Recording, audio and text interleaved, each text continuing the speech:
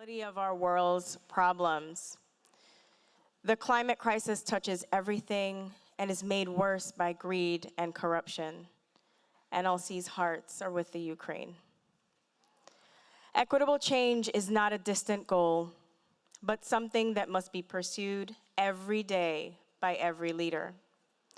As humanitarian crises increase across the world and in our own backyards here in the US, we acknowledge the fear and uncertainty that communities are facing right now. We need leaders who protect human rights and pursue equitable progress.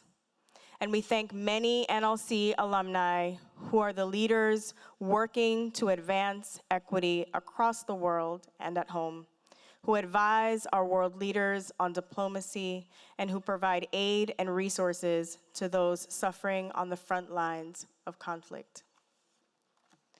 As Igor so beautifully shared, our stories matter.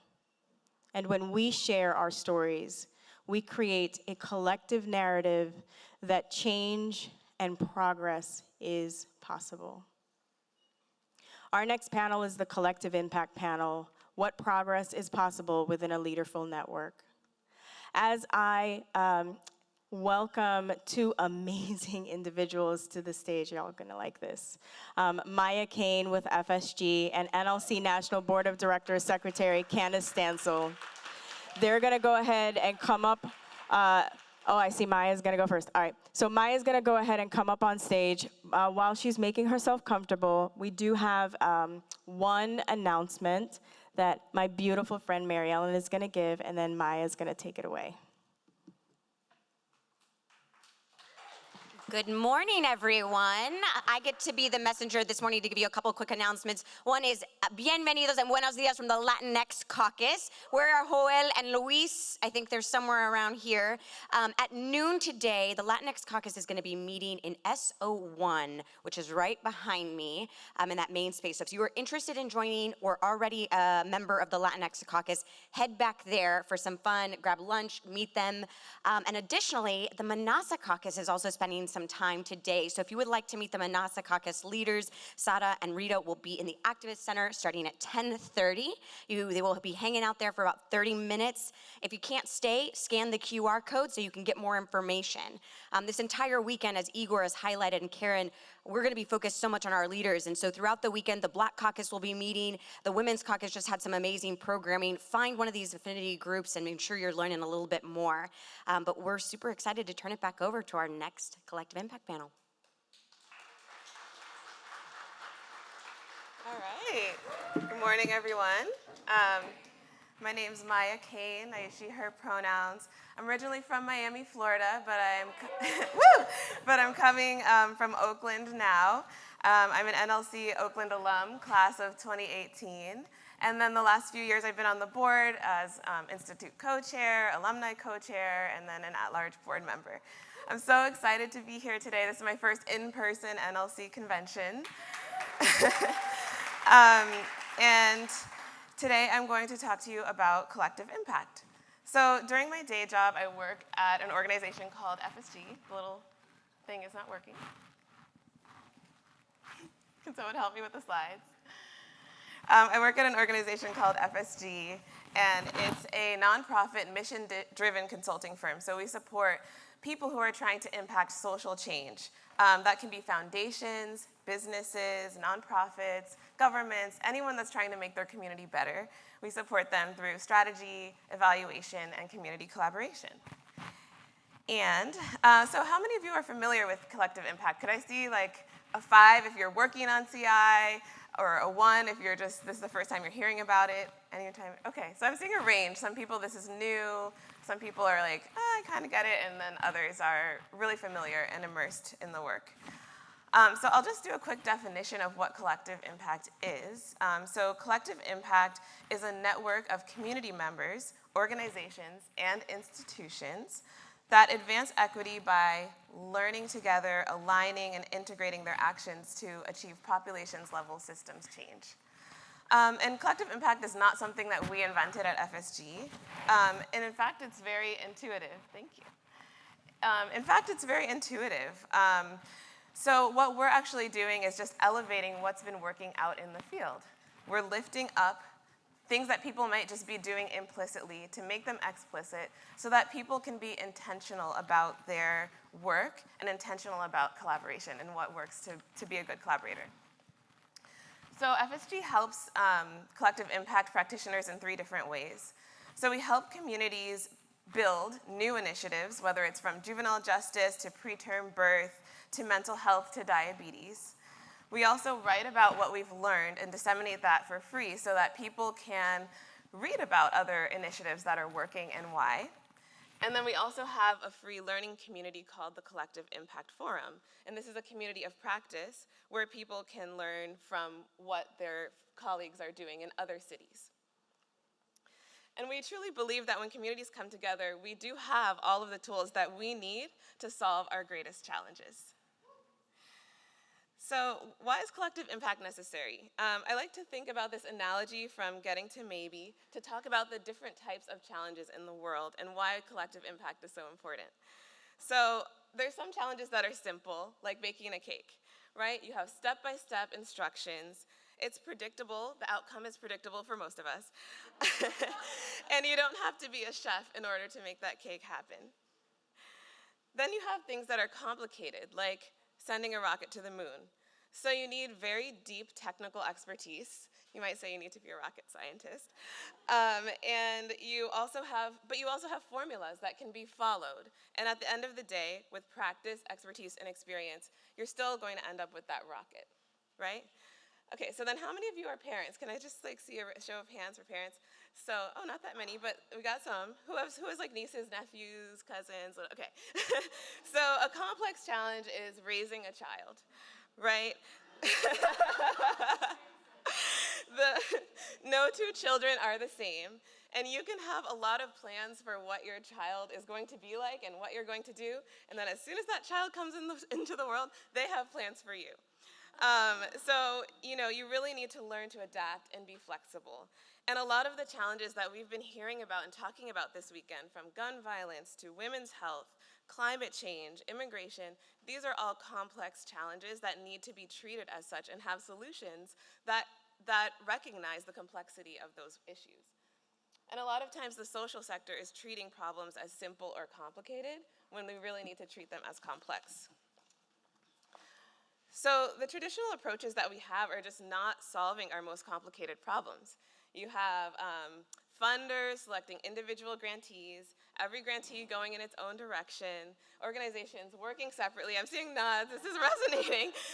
Companies not even connected at all to what foundations and nonprofits are doing over here. And then evaluation really trying to say, what is this individual organization doing, right? So imagine a different approach where there's alignment between the government, nonprofits, philanthropy, corporations as partners, actively coordinating their actions and sharing their lessons learned, and then all working towards the same goal and measuring the same things. That's what collective impact is about. So when FSG examined successful collaborations around the country, they found that there were 5 common characteristics of those that were most successful in getting the outcomes that they wanted. The first is that they all have a common agenda.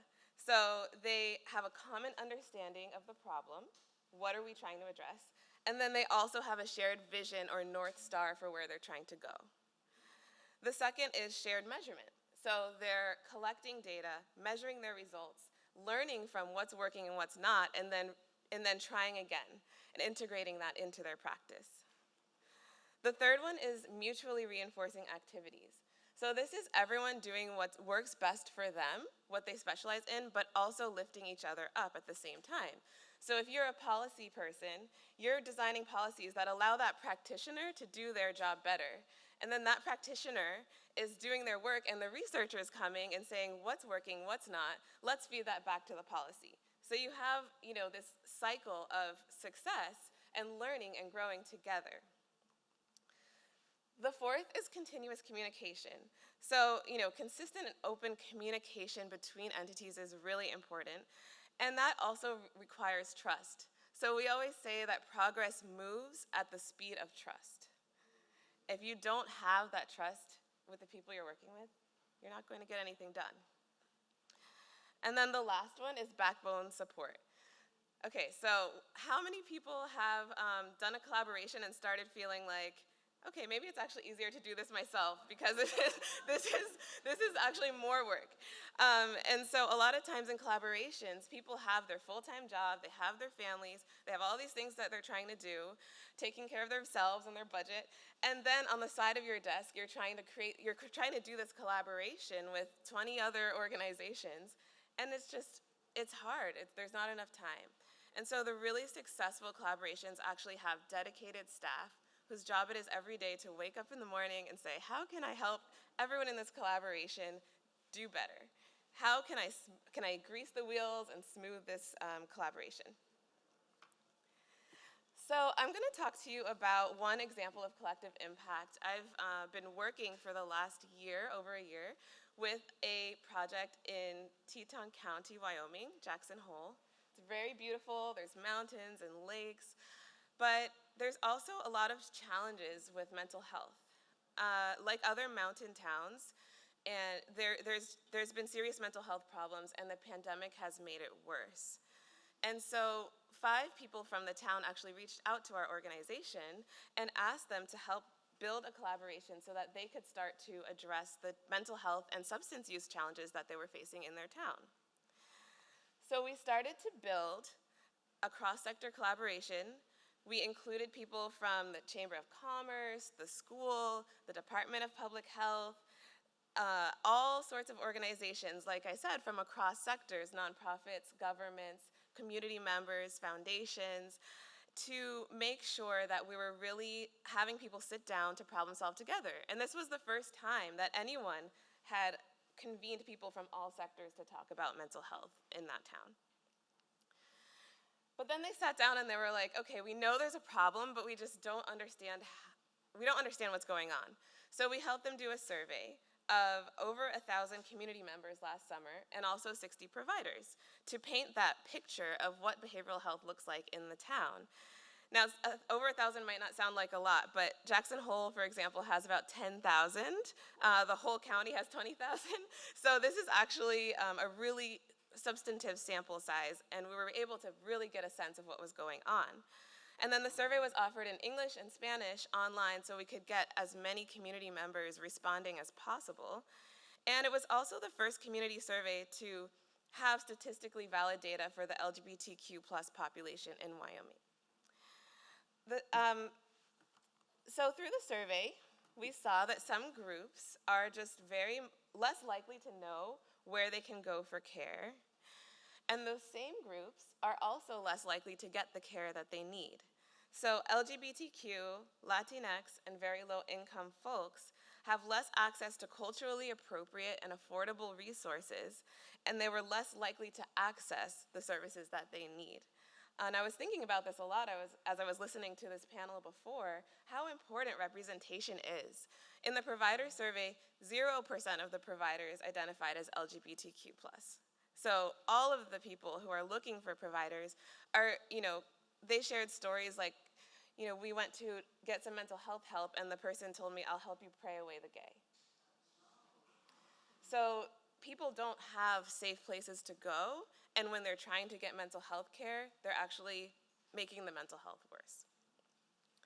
We also found that almost all demographic groups in Jackson experience very high levels of loneliness. Across the town, 1 in 2 people were feeling lonely. We also saw that there was a huge increase in drinking. So 1 in 2 men self-reported excessively drinking during the pandemic. There was over 2 times the binge drinking rate. 1 in 2 people said their mental health was worse because of the pandemic. So mental health became something that was, instead of just like, oh, your problem over there, it became something that's all of our problem together to solve as a community. And through the data, we were able to share that out to the town hall, to community forums, to town and county council. And so by sharing the data and making it available to the public, people started to realize this is what's going on. Let's do something to change it.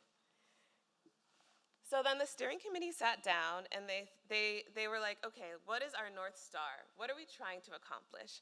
And they picked 3 priority areas: prevention, treatment, and crisis.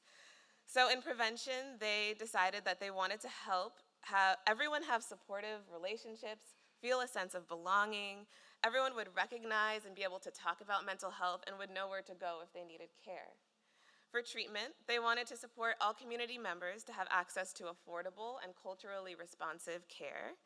And they also wanted to take care of the providers. Again, thinking about this panel we just had, take care of the providers that are caring for our community. They also needed care and also said that their mental health was a lot worse during the pandemic. And then finally, during crisis, they wanted to build out resources that are not in the community right now. So for example, there's no detox center. So even though there's such a high drinking rate, when people are intoxicated, they end up detoxing in jail and not getting the support that they need. So then the Alliance continued to build out their common agenda. I won't go through all of this, but they came up with 10 goals within prevention, treatment, and crisis, and then set up 3 working groups that would address each of those issues. So the treatment working group launched this summer, and it's been really exciting. And the prevention and crisis working group is going to launch next year. And they were really, I want to go back. They were really intentional about the membership in each of these working groups. So they really wanted to make sure, for example, in treatment, that it was a combination of providers over here and also people who come and get the care. And in particular, Latinx, LGBTQ, and low-income people who said that they're having a hard time getting the care. So really bringing that conversation across positionality, across lines, so that the solutions that are designed really address the problems that are there. And then the Alliance we worked with the Alliance to hire a full-time backbone. So we've been playing this backbone role for the last year. If you remember, that's the person who wakes up every day saying, how can I make this collaboration work? And so we were able to hire a backbone leader who is going to be there for the next 3 years, making sure that this collaboration continues and that they're able to do it well. We just onboarded her this week. I flew in here from Wyoming, and so it's really exciting.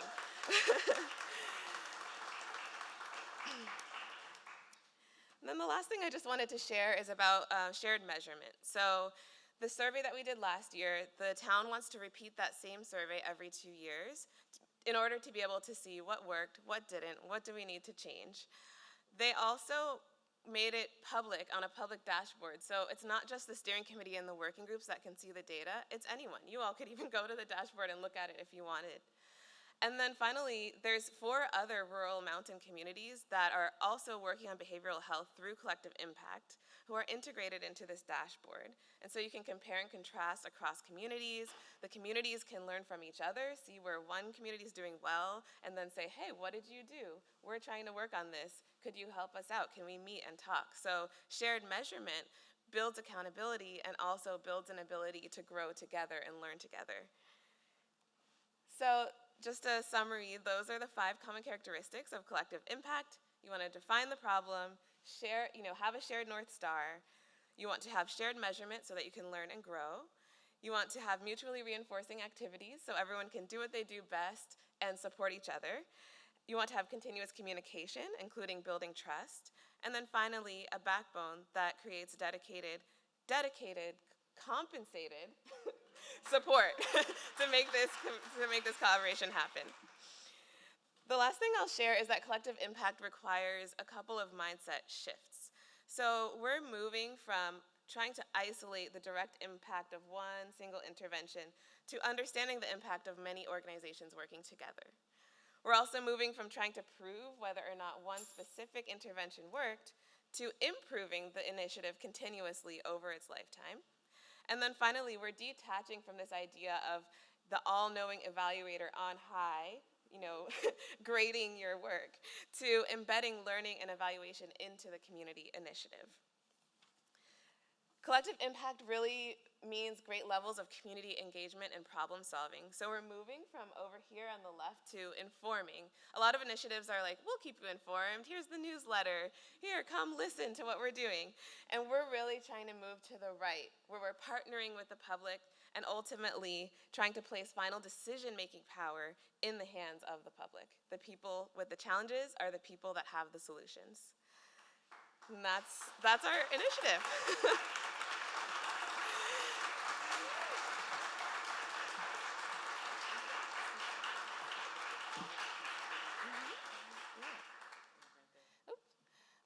Oh yeah, and there's also a website with all of these resources on CI if you want, so I'm happy to share that with you later. Yeah.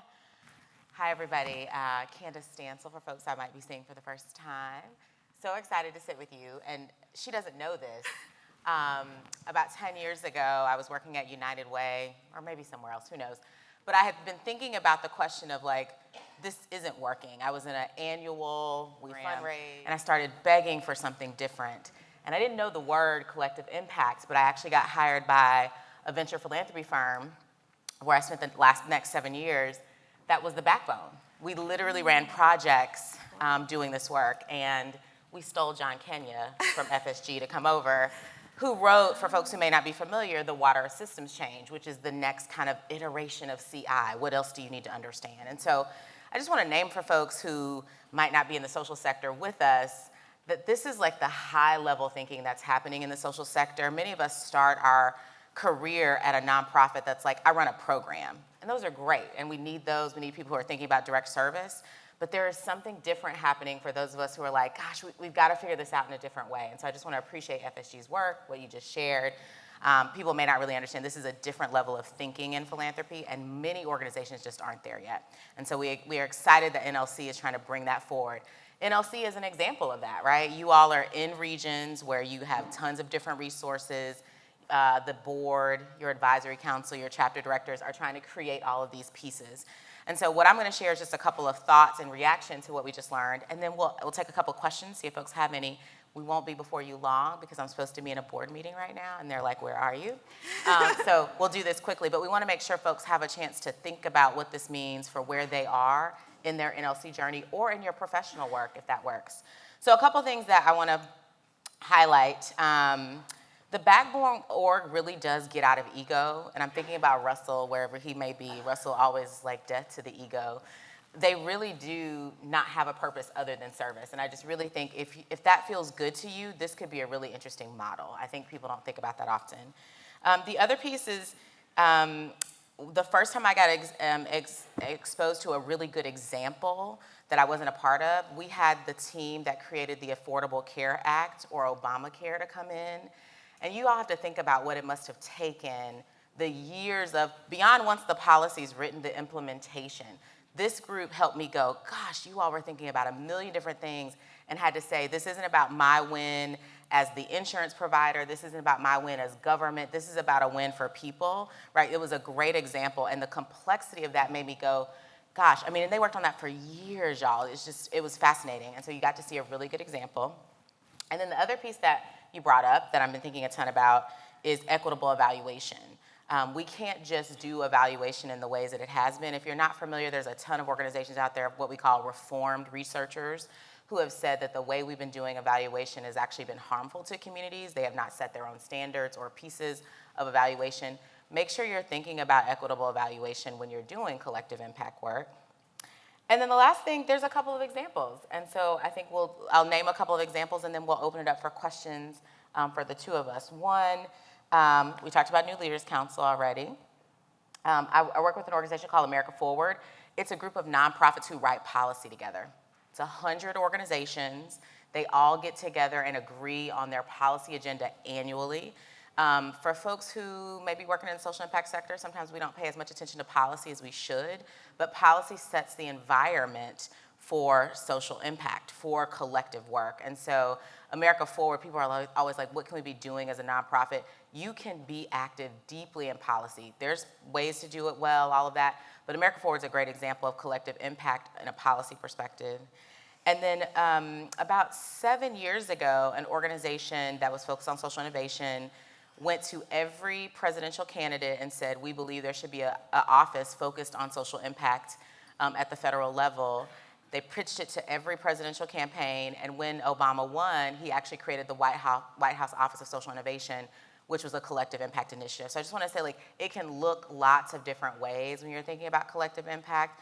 It's about something that is bigger than any one org on their own could do, and that's why it becomes so powerful and leads to lots of outcomes. That office deployed over $300 million to social impact organizations when this wasn't a term we were really kind of discussing at that level. And then the last one I'll say that I'm deeply proud of and just finished recently, the Inclusive Impact Action Summit. We know that there was a dearth of funding for Black, Latino, and Indigenous nonprofit leaders. About 4% of philanthropic dollars goes to leaders of color in organizations. That is problematic. So an organization I was a part of, we took on 2 years of research to build the case. Then we actually created a set of funders who were willing to take that on. We brought them together. It was called the Inclusive Impact Action Summit. In 3 years, we've seen $180 million to leaders of color through bringing that set of funders together explicitly. So I just want to name, like, it's possible. I cried lots, you know, there are lots of pain points. Sometimes you do want to walk away from a group of people that you're trying to move. But what I will say is when it shows up, it's different. It is not that I supported 10,000 kids reading, which is awesome too. It is that in 3 years, we can't even measure some of the ripples of what happened, but we can hear the stories and the narratives that tell us that things are different. And so I would just encourage folks to think about where can you move the needle to a collective perspective versus your one individual win or your one individual program or your one individual issue. That sound good? Resonate? Any thoughts, reactions? We'll close with you. No, just I think, you know, what you were saying about changing the way that you do evaluation was really resonating with me. And we work with a lot of foundations, and a lot of foundations are kind of in this shift to figure out, okay, how can I get out of people's way? And how can, you know, we do evaluation in a way that is actually supporting the initiative and supporting the people out here doing the work. Funder shifting, that's huge. What questions do folks have? Any questions? Yes, we'll come right here. San Antonio. So as you're working with funders, which I love that you're creating essentially a strategic plan for people to rethink how they're creating impact collectively.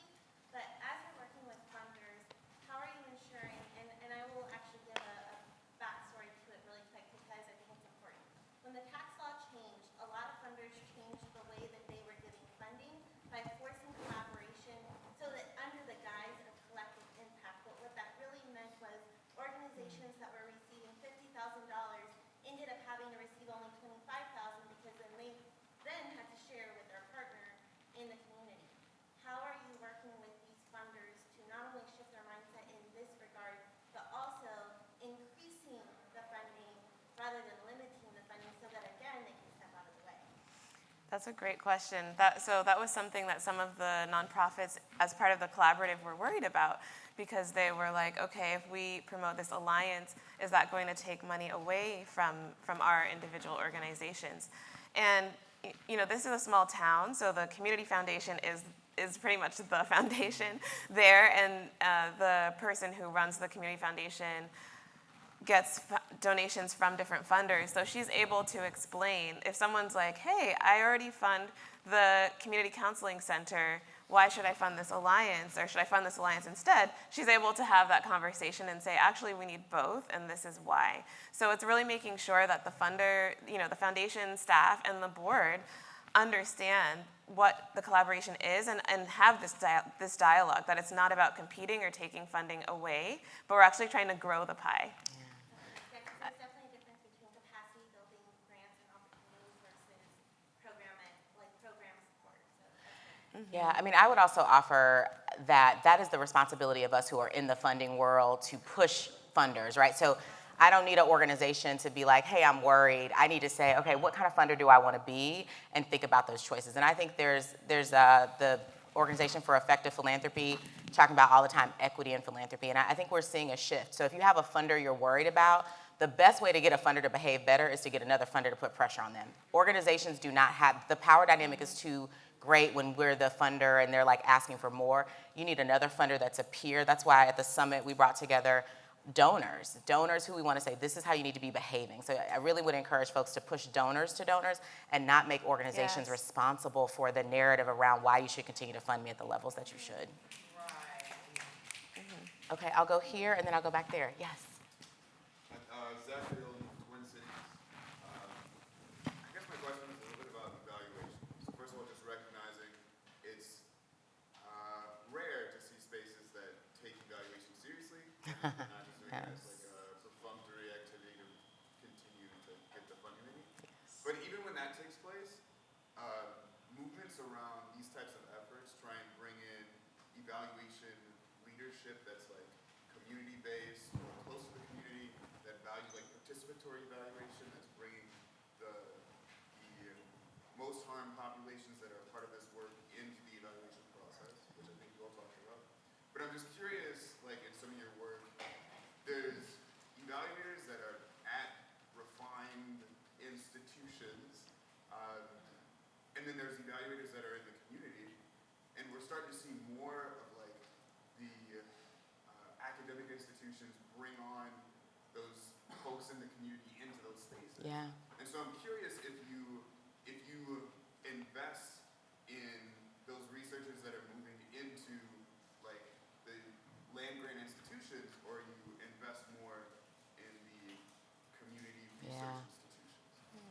You want to take that one? Yeah, totally. So toot my own horn a little bit. I just published an article in Nonprofit Quarterly about data and equity as a pro-Black agenda. So how do we actually use data to move pro-Black initiatives, period, full stop. And you know, I'm down for everybody's community winning, but when we focus on Black liberation, it moves the needle. And so I would encourage folks to check it out. It actually has at the end a list of suggestions for funders, for practitioners, for researchers to be thinking about this. And what I would say to you is part of what we opened the article with, and it's a collab between me and two other awesome dope women who like, y'all, just good people who are thinking about this in lots of ways. We said the reason that we were able to come together is because none of us were formally trained as researchers, but we all have been in partnership. There's a gentleman named Lance Gross, who's one of the like premier researchers in the US. We work together a ton, and what Lance says is, Candace makes me a better researcher because she's thinking about equity, right? So it needs to be both and. It is not, and we go to conferences where like I'm a lay researcher. They're like, she doesn't do this. But I'm on panels because they're like, the way she's thinking about people and community is different. So I think you have to collab traditional researchers with the folks that I'm calling refined researchers, people who are like, yeah, this isn't it, this isn't working. And when they come together, we are seeing better outcomes. We're seeing better evaluations being created. We're seeing better responses. 10%? Like unheard of. But it's because we're doing it in a different way. So I don't think it's a choice. I think it's a both and. And if you have a researcher who's not working with someone who has an equity footprint explicitly, I tell them I won't actually hire you. Most of my nonprofit organizations have requirements about the researchers we hire and how we measure equity in their work. Yeah, we'll go back here, and then we'll come over there and we'll close. In your experience, what types of challenges and institutions does the ideas of collective impact tend to be received well, and where do they tend to be received poorly? That's a good question. I mean, I've been working mostly on health collaborations, and I think that those have worked very well. In San Francisco, there's one called Expecting Justice on preterm birth, specifically addressing the preterm birth rates for Black and Pacific Islander moms in the city, and this one that I just talked about. I think, but I've seen also housing collaborations, people working on juvenile justice, all kinds of different collaborations. I think collective impact is a tool that communities can use to address whatever issue they're facing, and it's something to be able to build capacity. So if we work together to address this health challenge that we're facing now, can we build that collaborative muscle to then be able to address the climate change issue that maybe is a little bit farther out or a little trickier or has less support? Can we use one issue to build support and relationships to then address issues later on? Have you ever found federal institutions? Yeah, I mean, I mentioned ACA was the first one I saw, and they definitely would say that was a CI initiative. what I would say is I don't know that it's about the issue. I actually think it's about the players. Yeah. I actually think it's about whether the backbone organization, one, has the capacity themselves to, like, that's what they do. I think what Maya said was, this organization thinks about it only. I've seen it where there's a collab and there isn't a holder, right? It's like everybody's trying to carry a piece and it doesn't really work. Deloitte is an organization we've done a ton of these projects with where all they do is just hold. If anybody's ever worked with consultants who come in and they're just like project managers or whatever, they're really good at it. They track everything, they take great notes, they come back with action steps. I think it can work on lots of things, but I think the players have to be really strong and clear about the vision, because I've seen it happen in lots of different ways: higher education, post-secondary work, K-12. Yeah, I think it's about the structure. Yeah. Last question. Hi, Sarah from Silicon Valley. When you're working with a bigger city, and I'm really interested in the Bay Area specifically, but in an area that has maybe a lot of nonprofit groups that are kind of doing the same thing, in my experience, some of them are very precious about collaborating with other people. Like, they don't, kind of did the same thing with funding. Like, how do you encourage, collaboration within these groups that might be a little stubborn, especially when government is involved as well, like at the county level? I've had some interactions with folks that are trying to help, but like I don't want to, step on toes. And how do you kind of encourage collaboration within those different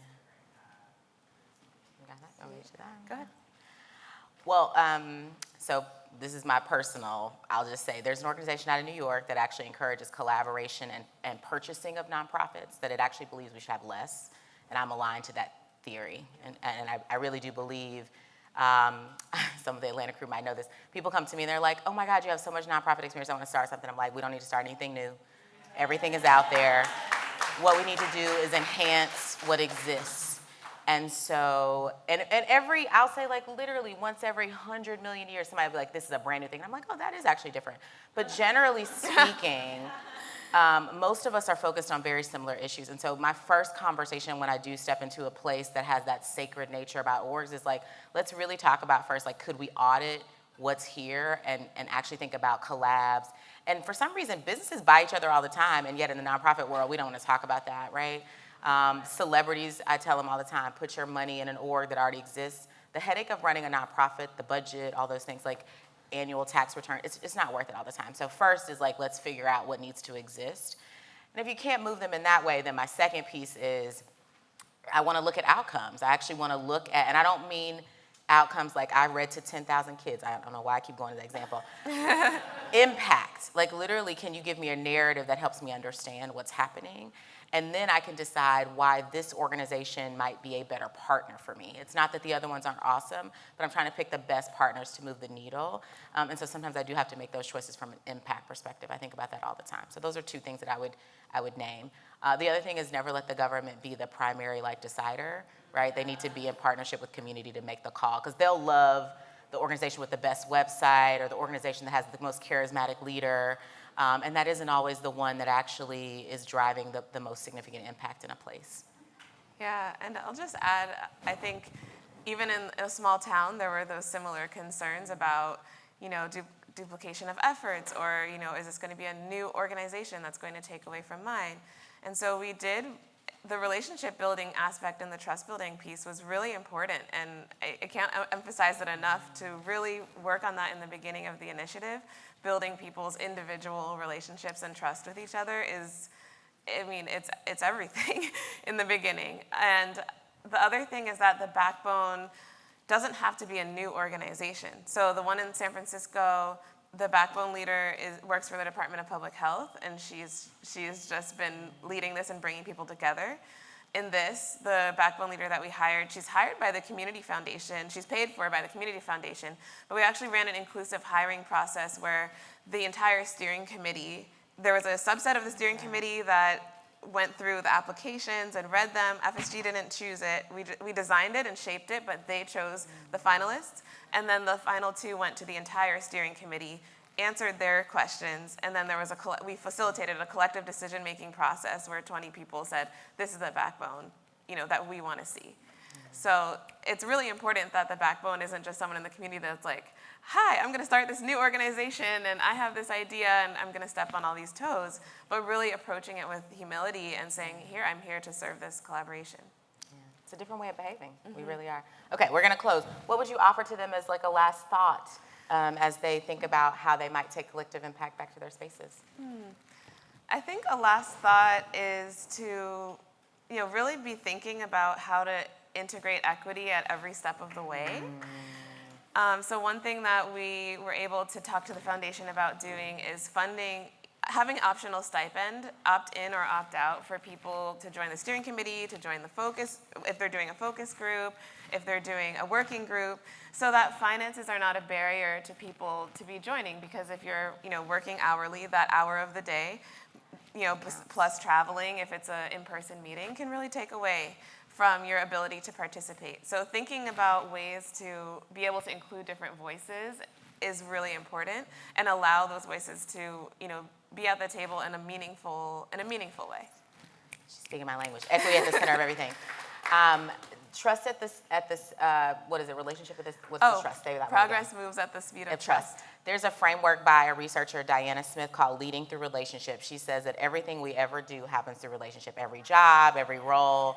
And there's a bunch of skills and capabilities in the framework, and if folks have questions, I'm happy to talk about it. But what I would say is, like, if you can get to the core of the relationship and lead from there, I think it changes what's possible in our work and in our world. So thank y'all so much. Thank you.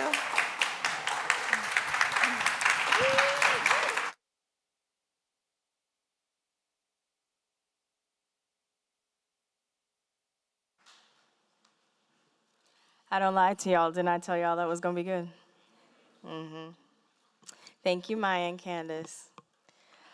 All right, so next we're going to move to our breakout sessions. I'm going to give you a little bit of instructions after I tell you where the rooms are, so don't jump up just yet. But sessions include discussions on higher education, a continued discussion on the Health is Wealth panel with Veronica and Maggie and Joy. That's actually going to be in room S02.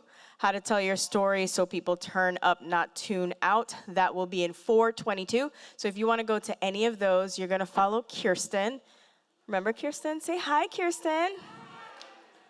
All right, and then if you want to go to a chat about the new frontier of voting rights, that is going to be in room S03, and a Spark Talk panel on higher education is in S04.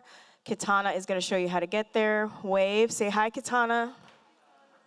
All right, after our breakout sessions, we're going to meet for lunch. The Activist Center will continue to be open, including the ZAG live recording session, where you're going to meet Eric DeSobe. Eric, are you over there? Eric, yay. All right, so if anyone wants to record their story, if you want to share your story, those are 10 minutes. Remember I said this morning, you can actually see Eric right over here. And if you haven't yet, please take the chance to do the policy simulation survey. That's going to close right around lunchtime. Also, the Latinx caucus, remember, the Manasa caucus is in the Activist Center. Black caucus is also going to be meeting during lunch, so grab your lunch and go to room S04. So, have fun in your breakouts. Connect, enjoy.